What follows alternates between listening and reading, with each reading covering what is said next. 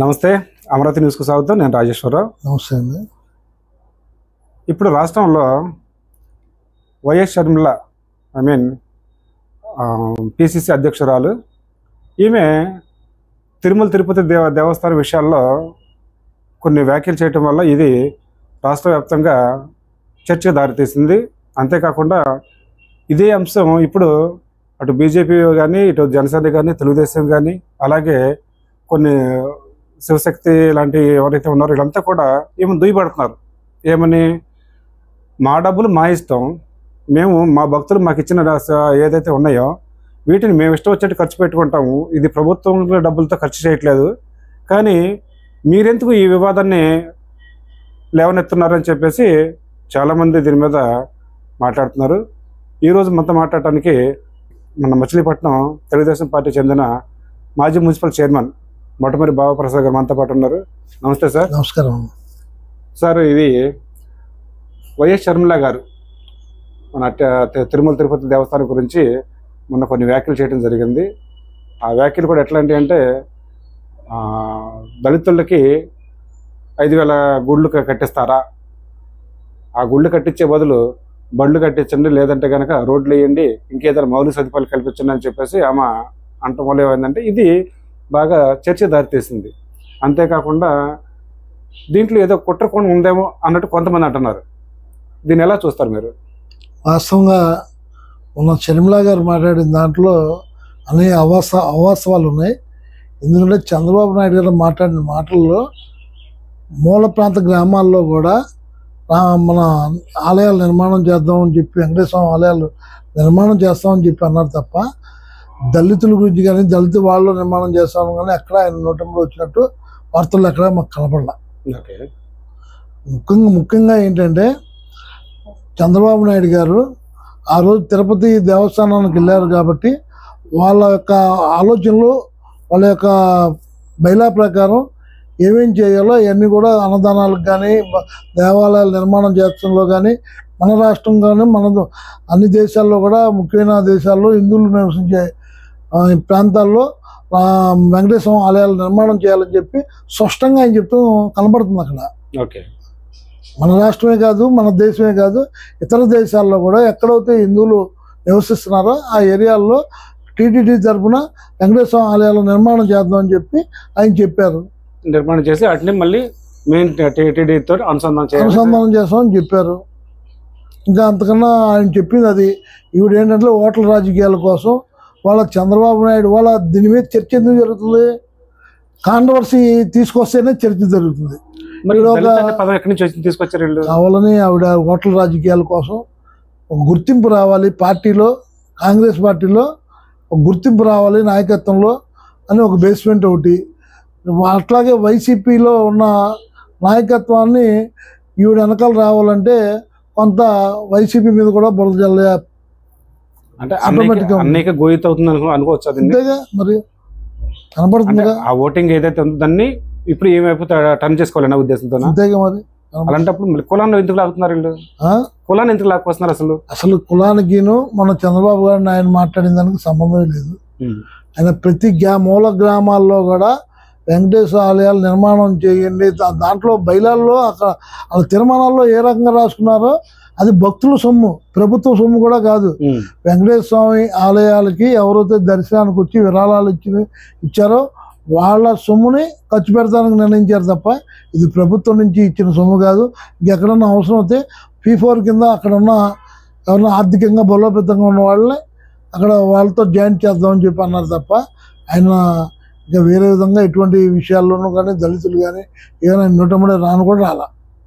అంటే రాబోయే రోజుల్లో రేపు అంటే మున్సిపల్ ఎలక్షన్ రాబోతుంది కదా, ఈ ఎలక్షన్గా వచ్చే లోపల ఏదైనా వివాదం సృష్టిస్తే కనుక మన ఓటు టర్న్ చేసుకోవచ్చు అనే ఉద్దేశంతో అనొచ్చు. ఆ ఉద్దేశమే ఆవిడ. వాస్తవంగా చెప్పాలంటే రేపు వచ్చే మున్సిపాలిటీలో ఏదన్నా ప్రాధాన్యత సంపాదించుకోవాలంటే ఈ రకమైన వ్యాఖ్యలు చేస్తే అన్న మాటలని అన్నారని చెప్పి చెప్తే ఆవిడ యొక్క ఫోకస్ అవ్వాలనే ఉద్దేశంతోనే చంద్రబాబు నాయుడు గారి మీద, ప్రభుత్వం మీద బురదేస్తుంది. మాది కూటమి ప్రభుత్వం, ఒకటి తెలుగుదేశం, జనసేన, బీజేపీ కలిసి ప్రయాణం చేస్తున్నారు. కానీ ఖచ్చితంగా డోకా లేదు దీంట్లో. కాబట్టి రాబోయే రోజుల్లో కూడా పటిష్టంగా ఈ 3 పార్టీలు కలిసి ప్రయాణం చేస్తారు. ఇప్పుడు అంటే జరిగిన రోజులు అంటే దాదాపు సంవత్సరంన్నర అవుతుంది కదా ఈ ప్రభుత్వం వచ్చి. ఈ సంవత్సరంన్నరలో ఏం సంక్షేమ పథకాలు అమల్లోకి వచ్చినాయి, ఎందువలన అంటే రేపొద్దున ఈ 5 సంవత్సరాల తర్వాత వీళ్ళు ఇంకా బాండింగ్ కొనసాగే లెక్క అయితే కనుక ఎవరికి ఈ దూరటకి అవకాశం కనపట్లేదు కదా. ఒకవేళ అంటే ప్రభుత్వం ఏదైతే తీసుకుంటుందో అంటే పథకాలను అమలు చేస్తుందో ఇది పటిష్టంగా ఉంటే కనుక వీళ్ళకి ఎక్కడ దారి కనపడేది అవకాశం కనపట్లేదు. దాన్ని దృష్టిలో పెట్టుకుని వీళ్ళు ఏమన్నా ఇలా చేస్తున్నారా? మత రాజకీయాలు, కుల రాజకీయాలకి ప్రాధాన్యత ఇచ్చి ఏదో చంద్రబాబు నాయుడు మీద, కూటమి ప్రభుత్వం మీద బురదలని ఎల్లో భేదాభిప్రాయాలు తేవాలనే ఆ లక్ష్యంతో పనిచేస్తున్నారు. అంటే ఈ మధ్య కొంతమంది చూస్తున్నాం సోషల్ మీడియాలో పవన్ కళ్యాణ్ గారు వైసీపీలోకి వచ్చేస్తున్నారు అన్నట్టుగా పెడుతున్నారు. అంటే ఇవన్నీ ఏంటంటే స్విచ్ పెట్టడం అంటారా, ఏమంటారు? స్విచ్ పెడతామే. ఇప్పుడు వాళ్ళ అన్నయ్య గారు అంతే, ఈవిడంతే, ఇద్దరు కూడా ఎవరికి ఒక పార్టీ ఈవిడ పట్టుకుంది, ఒక పార్టీ ఆయన పెట్టుకున్నారు. వీళ్ళు ఏంటంటే ఏదో కూటమి ప్రభుత్వాన్ని ఏదో రకంగా ఇబ్బంది పెట్టాలనే ప్రయత్నంలో ఉన్నారు. నాయకుల్లో చిచ్చు పెట్టాలనే ఉద్దేశంలో ఉన్నారు. దీన్ని ప్రజలందరూ కూడా గమనిస్తున్నారు. కూటమి ప్రభుత్వంలో చంద్రబాబు నాయుడు గారు రాగానే 3000 పెన్షన్ని 4000 రూపాయలు ఇచ్చారు. గతంలో జగన్మోహన్ రెడ్డి గారు నేను రాగానే 1000 రూపాయలు పెంచుతానని 5 ఏళ్ళకి 250 పెంచి 5 ఏళ్ళు పట్టింది ఆయన ప్రభుత్వంలో పెన్షన్ పెంచుతాను 1000 రూపాయలు. కానీ చంద్రబాబు నాయుడు రాగానే 1000 రూపాయలు పెంచుతూ ఎలక్షన్ ముందు 3 నెలలు 4 నెలల ముందు మీకు పెన్షన్ కూడా ఇప్పటి నుంచి ఇస్తామని చెప్పి ప్రకటించి ఆ 3 నెలలు 4 నెలలు కూడా ఆయన పెన్షన్ ఇష్టం జరిగింది. అంటే ఈయనేమో వచ్చిన వెంటనే ఒకేసారి ఇవ్వగలిగాడు, ఆయనేమో ఇస్తానన్న హామీని 5 సంవత్సరాల పాటు పెంచుకుంటూ 250 పెంచుకుంటూ వచ్చాడు. చంద్రబాబు నాయుడు ఒకేసారి పెంచాడు. అది సిస్టమ్ అక్కడ. ఇంకోటి మన మీకు తెలియదేం కాదు, ఉచిత బస్సు మహిళలందరూ కూడా ఉచిత బస్సు ఏర్పాటు చేస్తున్నారు. ఎక్కడ వివాదం లేదు. వాళ్ళ నిజంగా వాళ్ళ దుర్గగుడి దగ్గరికి కనీసం కిందసారి నేను దుర్గగుడి టీంలో ఉన్నాను, ఈతపోటు టీంలో ఉన్నాను. రాత్రి 10:30కి కొంత ప్రశాంతంగా అయిపోయేది. కానీ తప్ప 1 గంట వరకు జనాలు ఉన్నారంటే ఈ ప్రీ బస్సులు ఏర్పాటు చేసడం వల్ల దూర ప్రాంతాల నుంచి కూడా పేదవాళ్ళు కూడా దేవాలయం అమ్మవారిని దర్శించుకోవాలనే ఉద్దేశంతో శ్రీకాకుళం నుంచి కానీ, ఇటు వైజాగ్ నుంచి కానీ, ఇటు రాజమండ్రి నుంచి కానీ, ఇటు పక్క ఈ ఏరియాల నుంచి కానీ, అన్ని ఏరియాల నుంచి కూడా విపరీతమైన జనం వచ్చి దాదాపు 1 గంట 2 వరకు కూడా జనాలు కంటిన్యూ అవుతూనే ఉన్నారు. అంతేకాకుండా కొంతమంది వైద్య సౌకర్యాలు, వైద్యానికి హాస్పిటల్కి వెళ్ళాలంటే విజయవాడలో హాస్పిటల్కి వెళ్ళాలంటే వాళ్ళకి డబ్బులు బోళ్ళు అంత ఖర్చు అవుతుందనే ఉద్దేశంతో వైద్యం కూడా చేయించుకోలేని పరిస్థితిలో వాళ్ళ ఈ ఉచిత బస్సు పెట్టడం వల్ల వైద్యానికి కూడా వెళ్ళి కొద్దిగా పెద్ద డాక్టర్ల దగ్గరికి వెళ్ళి కొద్దిగా వైద్యం చేయించుకోగలుగుతారు. ఈ ఉచిత బస్సు వల్ల ఎవరైనా చిన్న చిన్న వ్యాపారస్తులు డైరెక్ట్గా వాళ్ళే వెళ్ళి విజయవాడ వెళ్ళి హోల్సేల్లో కొనుక్కుని ఇక్కడికి వచ్చి తక్కువ రేట్లో కొనుక్కుని ఎక్కువ రేట్లో సంపాదన ఉత్పత్తిని పెంచుకునే అవకాశం కనబడుతుంది ఈ ఉచిత బస్సు వల్ల. ఇప్పుడు మహిళల్లో మంచి చైతన్యం వచ్చింది. మహిళలు దీన్ని ఆహ్లాదకంగా దీన్ని వాడుకుంటున్నారు. తల్లికి ఒంట్లో ఆరోగ్యం బాగుండకపోతే వెళ్ళాలంటే డబ్బులు ఉండేవి కాదు. వాళ్ళ తల్లికి ఆరోగ్యం బాగుండలేదంటే వాళ్ళు వెళ్ళి మళ్ళీ 4 రోజులు ఆగి మళ్ళీ వెళ్ళి తల్లి దగ్గర 2 రోజులు ఉండే పరిస్థితి వాళ్ళ కనపడుతుంది ఉచిత బస్సు. అట్లాగే ఉచితంగా సంవత్సరానికి 3 బండ్లు ఇస్తామని చెప్పి అన్నారు. 3 బండ్లు కూడా ఖచ్చితంగా 4 నెలలకు బండ ఇస్తున్నారు. అది కూడా సక్సెస్ఫుల్ అయింది. అట్లాగే చదువుకునే పిల్లలందరూ కూడా 15,000 రూపాయలు స్కీమ్లో ఇస్తున్నారు. అది కూడా మరి తల్లికి వందనం చాలా అద్భుతమైన కార్యక్రమం. దాంట్లో చాలామంది ఏమనుకున్నారంటే ప్రభుత్వం దీంట్లో అల్లరైపోతుంది, విఫలం చెందుతారని అనుకున్నారు. కానీ లోకేష్ గారి నాయకత్వం ఏంటో అక్కడ కనబడింది. అసలు ఎక్కడ కూడా దీంట్లో ఇంత పైసా కూడా ఇక్కడ ఇబ్బందులు రాలేదు. ఒకవేళ ఏదైనా ఇబ్బందులు వస్తే ఓ 10 రోజుల్లో 10 రోజుల్లోనూ దానికి టైం పెట్టి మీరు ఏమన్నా కొంతమందికి ఏమన్నా సర్టిఫికెట్లు అందజేయాలి అలాంటివి ఏమైనా ఉంటే రాకపోతే అన్నీ కూడా సరి చేస్తాం వల్ల ఎక్కడ ఇబ్బంది రాలేదు. ఇంకోటి ఏంటంటే అప్పుడున్న ప్రభుత్వం ఇంటికి 2కి ఇస్తామని చెప్పి చదువుకున్న ఎంతమంది ఉంటే అంతమందికి ఇస్తామని చెప్పి ఇవ్వాల. కానీ చంద్రబాబు నాయుడు గారు మేము పిల్లలు చదువుకునే ప్రతి వ్యక్తికి ఇస్తామని చెప్పి ఇంట్లో 3 4 5 2 కూడా ఇస్తామని చెప్పి ఆ రకంగా చాలామందికి నేను చూసా. చాలామంది చెప్పారు మీ ఇంట్లో ఎంతమంది పిల్లలు అంటే మా ఇంట్లో 3 ఉన్నారని 3కి వచ్చాయి. నలుగురు పిల్లలు ఉన్నారంటే నలుగురికి వచ్చని చెప్పి స్పష్టంగా చెప్పారన్నమాట. ఒకవేళ రాకపోతే కనుక వాళ్ళ జనాల్లో చైతన్యం వచ్చింది. ఎవడన్నా రోడ్డు మీద తిరుగుతుంటే మా అబ్బాయికి రాలేదు, మీరు ఏదో చెప్పారు టీవీలో, మీరేంటి చెప్పేది, మా అబ్బాయికి రాలేదని చెప్పి నిలదీసే జనాలు వాళ్ళు తయారైపోయారు. వాళ్ళకి వరకు మళ్ళీ ఇంట్లో కూర్చునే పరిస్థితి ఎక్కడా లేదు. కాబట్టి తల్లికి వందనం కూడా 100% సక్సెస్ అయింది. ఇట్లా ఒక్కొక్క స్కీము కూడా ప్రజలకు అందుబాటులో వచ్చి ప్రజలకు అనుసంధానంగా ప్రభుత్వం పనిచేస్తుంది. వాళ్ళ 3 పార్టీలు కూడా వాళ్ళ నిజంగా GST తీసేయడం వల్ల సామాన్యులు కొనుక్కి వసూలు మీద ఎచ్చాలు కానీ, పెరుగు మీద కానీ, పాలు మీద కానీ అవన్నీ కూడా ట్యాక్స్లు అన్నీ తగ్గుతున్నాయి. ఆల్రెడీ తగ్గినాయి. కొన్ని ఏరియాల్లో ఎక్కడ తగ్గిపోయినా కూడా ఆల్రెడీ ఒక వారం రోజులు 10 రోజుల నుంచి మీటింగ్లు పెట్టి వ్యాపారస్తులతో కానీ ప్రతి షాపుకి అధికారులు వెళ్తున్నారు, రాజకీయ నాయకులు వెళ్తున్నారు. GST మీరు తగ్గిస్తున్నారా, మీకు వచ్చిందా రాలేదా అని చెప్పి ఇవన్నీ అడుగుతాం. డిపార్ట్మెంట్ కూడా ఎక్కడికెక్కడికి వాళ్ళకు కూడా ప్రభుత్వం నుంచి చూడండి, ఎవరైనా GST తగ్గించకుండా పాత రేట్లు అమ్ముతుంటే మీరు దాని మీద చర్యలు తీసుకుంటామని చెప్తాం వల్ల ఖచ్చితంగా అధికారులు కానీ ఇటు రాజకీయ నాయకులు కానీ అవేర్నెస్ పెరిగింది. ఖచ్చితంగా దీన్ని టీవీల్లో కూడా ఎప్పటికప్పుడు చెప్తాం జరుగుతుంది. చివరిగా ఈ వ్యాఖ్యలు బట్టి షర్మిల గారు మీరు ఏం చెప్పదలుచుకున్నారు?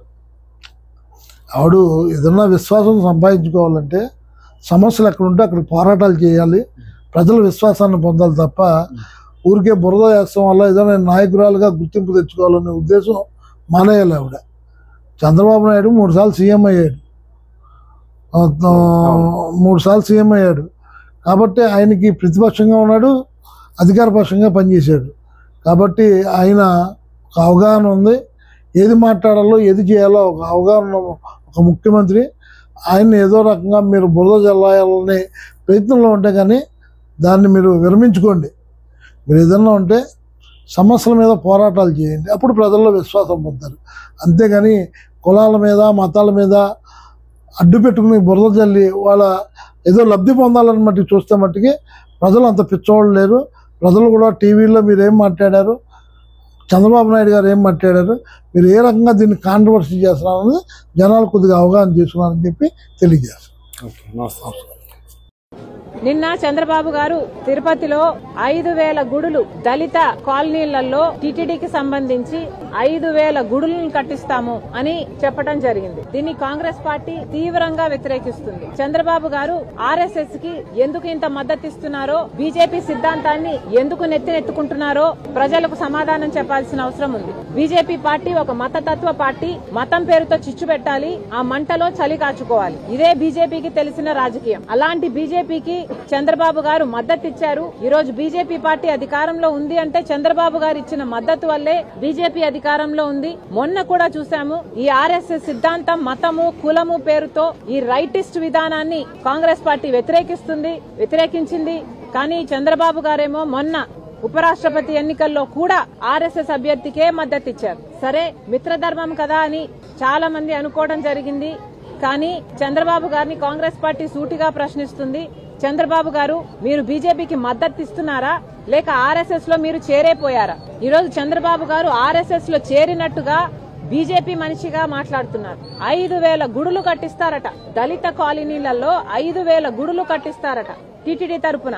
ఏం అవసరం ఉంది అని అడుగుతున్నాం. ఏ దళిత కాలనీ వచ్చి మాకు టీటీడీ గుడులు ఇక్కడ కావాలి అని అడిగారో చంద్రబాబు గారు సమాధానం చెప్పాలి. టీటీడీ పవిత్రమైన గుడే, ఎవరూ కాదనటం లేదు. కానీ వాళ్ళకు అధికంగా డబ్బులుంటే ఆ డబ్బులతో ప్రజలకు సేవ చేయాలి తప్పితే ఇలా రాజ్యాంగానికి వ్యతిరేకంగా RSS సిద్ధాంతాన్ని నెత్తినెత్తుకుని దేశమంతా గుడులు కట్టిస్తామనడం చాలా అసలు భావ్యం కాదు అని చెప్తున్నాం. మళ్లీ అడుగుతున్నాం, చంద్రబాబు గారిని ప్రజాస్వామ్య దేశంలో సెక్యులరిజం ఉంది అని చెప్తున్నది భారతదేశ రాజ్యాంగం.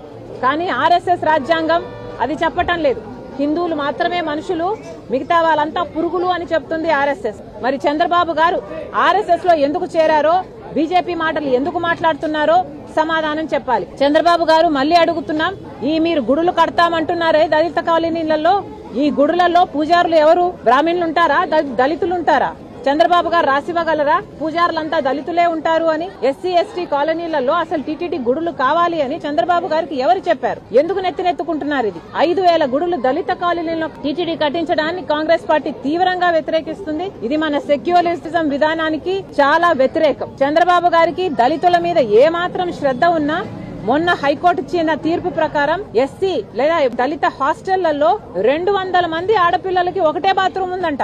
అలా ఉన్నాయా వెల్ఫేర్ హాస్టల్స్? ఆ బిడ్డల గురించి, ఆ దళితుల గురించి మీకు ఏమాత్రం అక్కరున్నా వాళ్ళ వెల్ఫేర్ గురించి ఆలోచన చేయండి. ఆ హాస్టళ్లు బాగు చేయండి. వాళ్ళ కాలనీలలో డ్రైనేజ్ సిస్టమ్స్ లేవు, వాళ్ళ కాలనీలలో రోడ్లు లేవు, సరిగ్గా నీళ్లు రావు, కరెంట్ ఉండదు దళిత కాలనీలలో. ఇవేవి పట్టించుకోరు. కానీ దళితుల కాలనీలలో మీరు 5,000 గుడులు కడతారా? ఇది ఎక్కడి న్యాయం అండి? కాంగ్రెస్ పార్టీ దీన్ని తీవ్రంగా వ్యతిరేకిస్తుంది. చంద్రబాబు గారు ఈ ఆలోచనని వెనక్కి తీసుకోవాలని డిమాండ్ చేస్తుంది కాంగ్రెస్ పార్టీ.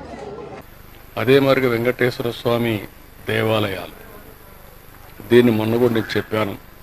ఈ దేవాలయాలు రాష్ట్రంలో అన్ని గ్రామాల్లో ఉండాలి, దేశంలో అన్ని రాజధానుల్లో ఉండాలి, ప్రపంచంలో హిందువులు ఎక్కడుంటే అక్కడ కూడా ఉండాల్సిన అవసరం ఉంది. దీనికి కూడా కొన్ని కమిటీలు వేసుకుని అక్కడ ఉండేవాళ్ళు మనం ఎప్పుడప్పుడు మాట్లాడి ప్రపంచం మొత్తం వెంకటేశ్వర స్వామి దేవాలయాల్ని నెలకొల్పే విధంగా మీరు చేయాల్సిన అవసరం ఉంది. ఆ దేవాలయాలన్నీ మళ్ళీ ఈ మెయిన్ టెంపుల్కి మనం అనుసంధానం చేసుకుందాం. ఇది కానీ చేయగలిగితే ఇప్పటికే మన దగ్గర చూస్తే 2,038 కోట్ల రూపాయలు ట్రస్ట్కి వచ్చింది. ఎప్పుడో నేను సంకల్పించింది, ఇది గ్రాడ్యువల్గా పెరిగింది. 837 కోట్లు ఖర్చు పెట్టాం. కోటి వచ్చినాక ఈ మధ్య కాలంలో కూడా వచ్చింది. ఇందులో మనం చూస్తే దగ్గర ఒక 202 కోట్లు వడ్డీ కూడా వచ్చింది. 602 కోట్లు ఖర్చు పెట్టారు. ఇంకా దగ్గర 1,700 కోట్లు ఉంది. ఒక 5,000 టెంపుల్స్ని గ్రామీణ ప్రాంతాల్లో పేద ప్రజలకు, మారుమూల ప్రాంతాల్లో ఉండే వ్యక్తులకి వెంకటేశ్వర స్వామిని కొలిసే భాగ్యాన్ని మనం కల్పించాల్సిన అవసరం ఉంది. అది కూడా చేయాల్సిందిగా మిమ్మల్ని కోరుతున్నా. మిగిలిన అన్ని రాజధానుల్లో నేను కూడా ఒక లెటర్స్ రాస్తాను. ఈ పవిత్రమైన రోజున ఆ సంకల్పాన్ని చేసి అన్ని రాజధానుల్లో, ప్రపంచంలో హిందువులుండే ప్రతి ఒక్క ప్రాంతంలో వెంకటేశ్వర స్వామి దేవాలయాలు కడదాం. అక్కడుండే దాతల ముందుకు వస్తే వాళ్ళ యొక్క ఇది కూడా తీసుకుంటాం. అవసరమైతే మనం కూడా కొంత డబ్బులు ఖర్చు పెట్టి ఈ కార్యక్రమాన్ని పూర్తి చేద్దాం. ఫణి కుమార్ గారు ఉన్నారు. నమస్తే సార్. నమస్తే అండి. షర్మిల వ్యాఖ్యలు విన్నారా? విన్నాను సార్. ఏం చూస్తారు, ఎలా ఏమంటారు దీని మీద? ఫస్ట్ నుంచి కూడా వైఎస్ రాజశేఖర రెడ్డి కుటుంబం హిందూ ధర్మం అన్నా, హిందూ ఆచారాలన్నా కూడా ఒక విషపూరితమైన వాతావరణాన్ని వాళ్ళు సృష్టిస్తారు. ఎందుకంటే గత వైసీపీ ప్రభుత్వంలో మనం చూసాం. ఉదాహరణకి మన పట్టణ నియోజకవర్గం, గుడివాడ నియోజకవర్గంలో కొడాల నాని గారు ఆంజనేయ స్వామి చెయ్యిరిపోతే అన్నాడు. ఆనాడు జగన్మోహన్ రెడ్డి ఏమన్నా మాట్లాడాడండి? ఒక మతాన్ని రెచ్చగొట్టేలా కొడాల నాని వ్యాఖ్యలు చేస్తే ఆయన మీద ఆ రోజు జగన్మోహన్ రెడ్డి ఏమన్నా చర్యలు తీసుకున్నాడా? తీసుకోలేదు. అలాగే రథాలు తగలబడి ఆ రోజు నోరు విప్పాడా? వాళ్ళ మీద ఏమన్నా కేసులు పెట్టారా? ఏమీ పెట్టలా. రాముడి శిరస్సు విరక్కొట్టారు. వాళ్ళ మీద ఏం పట్టించుకోవాలా.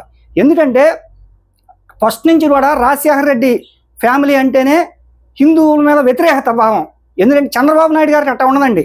అన్ని మతాలని గౌరవిస్తాడు, అన్ని కులాలని గౌరవిస్తాడు. ఏ మతానికి ఇచ్చే ప్రాధాన్యత ఆ మతానికి ఇస్తాడు, ఏ కులానికి ఇచ్చే ప్రాధాన్యత ఆ కులానికి ఇస్తాడు చంద్రబాబు గారు.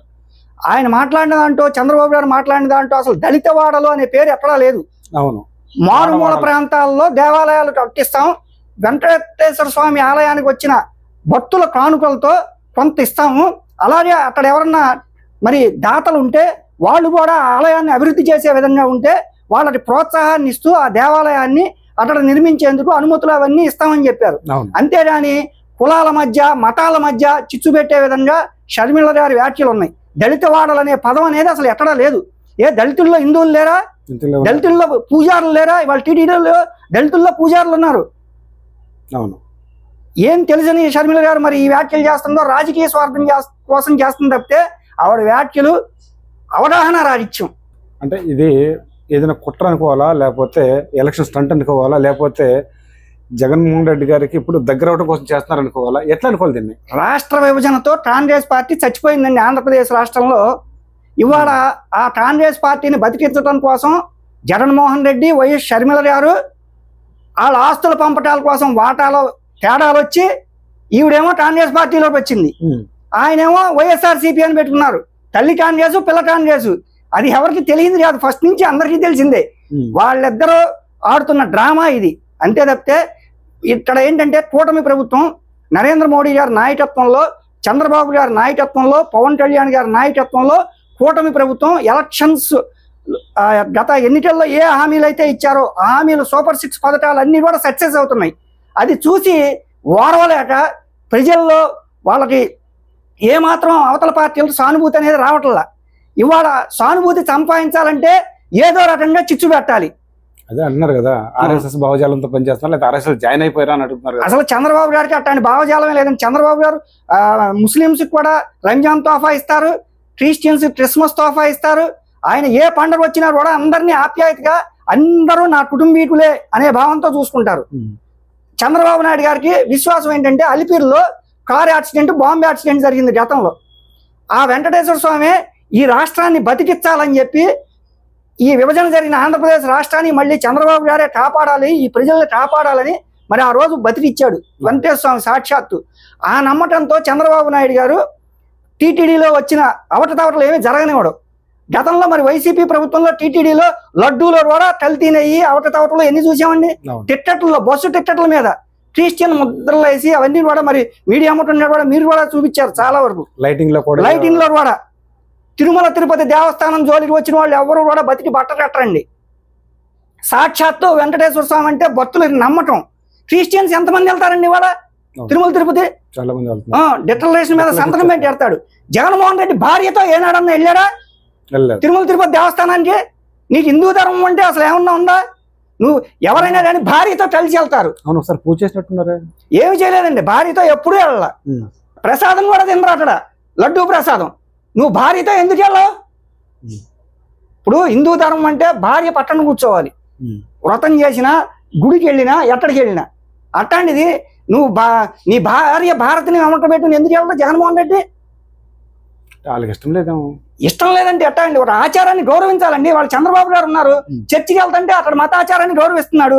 క్రిస్టియానిటీకి మసీదుకి వెళ్తుంటే అక్కడ మతాచారాన్ని గౌరవిస్తున్నాడు. చంద్రబాబు గారు ఎందుకు గౌరవించట్లా? ఎక్కడ ఆచారాన్ని అక్కడ రాజకీయ నాయకుడు అనేవాడు ఎక్కడ ఆచారాన్ని అక్కడ గౌరవించాలి. అందరూ నా కుటుంబ సభ్యులు అనే భావంతో పనిచేయాలి. అంతేగాని నువ్వు మతాల మధ్య, కులాల మధ్య చిచ్చు పెట్టే విధంగా, ప్రజల్ని రెచ్చగొట్టి వ్యాఖ్యలు చేసే విధంగా మాట్లాడితే అది సబబు కాదుగా. ప్రజలు అన్ని కూడా గమనిస్తున్నారు.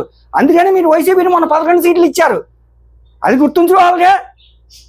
ఆన్ చేసాం చెయ్యి తిరిగిపోతే ఇట్లా మాట్లాడితే మరి ప్రజలు అన్ని గమనించరా? ఎవరేం చేస్తున్నారు? ఇవాళ ఫణికుమార్ ఏం చేస్తున్నాడు? అమరావతి న్యూస్లో రాజేశ్వరరావు గారు ఏం చేస్తున్నాడు? ఇట్లా ఇవన్నీ కూడా ప్రజలు అన్ని గమనిస్తారు. రోజు మన మీద ప్రజలు దృష్టి అనేది పెడతారు. రేపు మున్సిపల్ ఎలక్షన్స్ రాబోతున్నాయి కదా, ఈ మున్సిపల్ ఎలక్షన్స్లో వీళ్ళు ఎలా ఉండబోతున్నారు? ఏం చేసిన వ్యాఖ్యలు రేపొద్దున మన మీద ఏమన్నా ఎఫెక్ట్ పడతాయా, లేకపోతే వాళ్ళకైనా ఎఫెక్ట్ అవుతుంది? ఎవరికి ఎఫెక్ట్ అవుతుంది ఇది? మున్సిపల్ ఎలక్షన్స్లో ఏమి ఎఫెక్ట్ పడదండి. చంద్రబాబు గారు చక్కగా క్లియర్గా చెప్పాడు. దళిత వాడలనే పదాన్ని అక్కడ వాడాల. టీటీడీలో భక్తులు ఇచ్చిన డబ్బుల్లో కొంత డబ్బులు అక్కడ దాతల సహకారంతో ఆలయాలు కట్టిస్తా అన్నాడు. తప్పేంటి? ఇప్పుడు రాష్ట్రంలో చంద్రబాబు గారు రోడ్లు వేస్తున్నాడు, అన్ని కూడా డ్రైనేజీలు చేస్తున్నాడు, ఏ పని చేయలే. ఇవాళ పవన్ కళ్యాణ్ గారు పిలుపు మేరకు జనసేన పార్టీ వాడు కానీ, తెలుగుదేశం పార్టీ వాడు కానీ రోడ్లు గుంటలన్నీ పూడ్చారు. గతంలో ఒక్క రోడ్డు పూడిపించాడు జగన్మోహన్ రెడ్డి. ఏ రోడ్డు చూసినా మోటార్ల లోతు గుంటలు. అదే అంటది, ఆ టీటీడీ డబ్బులతో డబ్బులు ఎక్కువ ఉంటే కనుక బళ్ళు కట్టండి, లేదంటే కనుక రోడ్లు వేయండి, లేకపోతే కనుక ఇంకేదైనా మౌలిక వసతులు కల్పించండి అంటున్నారు కదా. టీటీడీ డబ్బులతో అన్ని కూడా చేస్తున్నారు, రోడ్లు వేస్తున్నారు, అన్ని చేస్తున్నారు. టీటీడీ అభివృద్ధి చెందాలంటే ఆలయాలు కూడా అభివృద్ధి చెందాలి. ఉప ఆలయాలు కట్టించి ఆలయాలు అభివృద్ధి చెందే విధంగా చేస్తున్నాడు. అలాగే మసీదులు, చర్చిలు కూడా గతంలో మనం చూసాం. చర్చిలు ఉదాహరణగా మచిలీపట్నమే ఉందనుకోండి, అక్కడక్కడే ఉండేవి. ఇవాళ భక్తులు పెరిగారు, చర్చిలు ప్రతి వీధికి ఒకటి ఉంది, మసీదులు ఉన్నాయి, అన్నీ ఉన్నాయి. అట్లాగే హిందూ ఆలయాలు కూడా పెరుగుతాయి. భక్తుల్లో నమ్మకం, ఆ నమ్మకాన్ని బట్టి, ఆ విశ్వాసాన్ని బట్టి మరి ప్రవర్తిస్తారు భక్తులు, ప్రజలు కూడా. కాబట్టి అన్ని కులాలు, అన్ని మతాలు అన్నా కూడా చంద్రబాబు గారికి గౌరవం ఉంది, పవన్ కళ్యాణ్ గారికి కూడా గౌరవం ఉంది. ఏ మతానికి, ఏ కులానికి అన్యాయం జరిగినా చంద్రబాబు గారు, పవన్ కళ్యాణ్ గారు అసలు ఊరుకోరు. థ్యాంక్ యూ అండి. నమస్తే అండి.